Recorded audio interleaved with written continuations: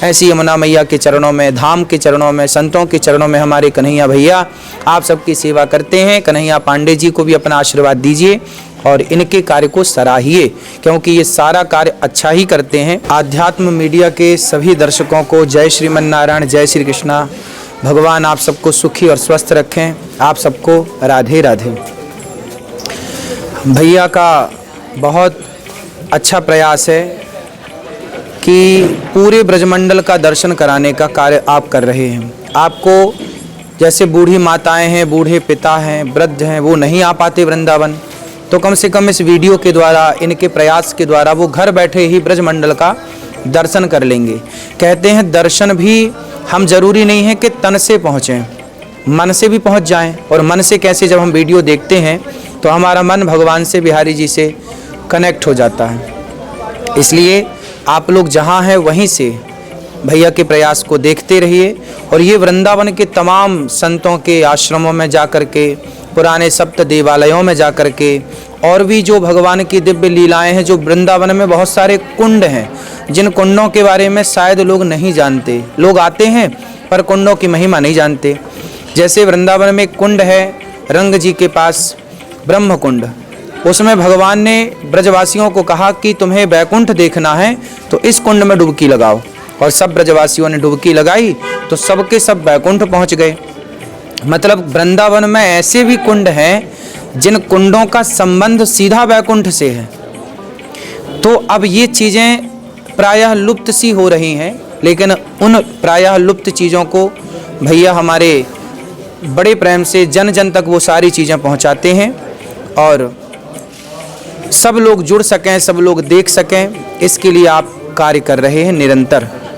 साथ ही वृंदावन में गौशालाएं हैं, उन गौशालाओं में जा कर के ये गौ माता के साथ आपको कनेक्ट करते हैं। किस तरह से सेवाएं चल रही हैं, कितने गुरुकुल वृंदावन में चल रहे हैं, गुरुकुलों में जा कर के किस तरह की गुरुकुलों में सेवाएं चल रही हैं। वृंदावन में कौन से संत, कौन से भक्त किस तरह की सेवा करते हैं। मतलब ज़मीन से जुड़ी हुई बातों को जन जन तक पहुंचाने का काम इस चैनल का है। इसलिए आप इस चैनल को अपना आशीर्वाद और प्यार तो देते ही रहिए, साथ ही औरों तक भी ये जानकारियां पहुंचाते रहिए। साथ ही वृंदावन तो देखिए भगवान की भूमि है। यहाँ की माटी खाने तो भगवान बैकुंठ से आते हैं और कृष्ण बन कर के ब्रह्मांड घाट में बैठकर भगवान श्री कृष्ण मैया यशोदा के सामने मिट्टी खाते हैं। मैया बोलती है कि खाए हो तो मुँह खोल के दिखाओ। तब भगवान मना करते हैं, ना हम भक्षितवानम्ब, हे माँ मैंने मिट्टी नहीं खाई, जबकि भगवान ने मिट्टी खाई थी। पूछा गया कि क्यों मिट्टी खाई, जब खाई थी तो ये क्यों नहीं कहा कि खाई है, क्यों मना कर दिया कि ना हम भक्षितवानम्ब, मैंने मिट्टी नहीं खाई। तब भगवान ने कहा मैंने थोड़ी मिट्टी खाई है, मेरे भीतर जो करोड़ों करोड़ों ब्रह्मांड हैं और ब्रह्मांड के अनेक जो ब्रह्मा हैं और शिव हैं और अनेक देवता हैं, उन्होंने डिमांड की कि प्रभु अपने चरणों की रज तो दीजिए। तो मैंने इस मुख के माध्यम से उन तक अपनी प्रसादी पहुंचाई है मैया, मैंने थोड़ी खाई है। तो भगवान के ना रोम रोम में अनेक ऐसी पृथ्वियाँ और ऐसे ब्रह्मांड, ब्रह्मांड निकाया निर्मित माया रोम रोम प्रतिवेद कहें, अनेक अनेक ब्रह्मांड लटक रहे हैं। वो सर्वेश्वर भगवान श्री कृष्ण इस धरा पर आते हैं और इस मिट्टी को खाते हैं। जिस मिट्टी को खाने भगवान वैकुंठ से आए, आप भी कम से कम उस मिट्टी का दर्शन करने आइए। और नहीं दर्शन कर सकते तो भैया के प्रयास के द्वारा घर बैठे वीडियो के द्वारा तमाम सेवाओं का दर्शन कर लीजिए। अरे रोक दो 2 मिनट के लिए इसको। जी अब हमारे कन्हैया पांडे भैया हैं जो ये चैनल चलाते हैं और जो ये सेवाओं का दर्शन कराते हैं। तो इनका नाम भी कन्हैया है और धाम भी किसका है, कन्हैया का। तो कन्हैया पांडे जी के द्वारा कन्हैया की लीलाएं जन जन तक पहुंच रही हैं, ये बहुत अच्छी बात है। वृंदावन अपने आप में सब कुछ है, पूरे भारत नहीं पूरे विश्व में। देखो धाम बहुत हैं, तीर्थ बहुत है। हमारे भारत में भी कितने सारे धाम, कितने बड़े तीर्थ हैं, लेकिन सबसे बड़ा तीर्थ, सबसे बड़ा धाम देखो वृंदावन 84 कोस का धाम है। 84 कोस की परिक्रमा होती है। नंदगांव, बरसाना, गोकुल, गोवर्धन सब इसी के अंतर्गत आते हैं। मतलब एक श्री कृष्ण ने 10.5 वर्ष की उम्र में, 10.5 वर्ष, लगभग 11 वर्ष तक ठाकुर जी यहाँ रहे। और इन वर्षों में भगवान ने इतनी जगह रह करके ये लीला यहाँ की तो वो लीला वहाँ की तो ये लीला यहाँ की, ऐसे पूरे ब्रजमंडल को प्रभु ने अपनी गोद में रखा। और जब आप वृंदावन आते हैं तो आपको ऐसा लगता है कि हम भगवान की गोद में आ गए। ये वृंदावन सामान्य धरती नहीं है।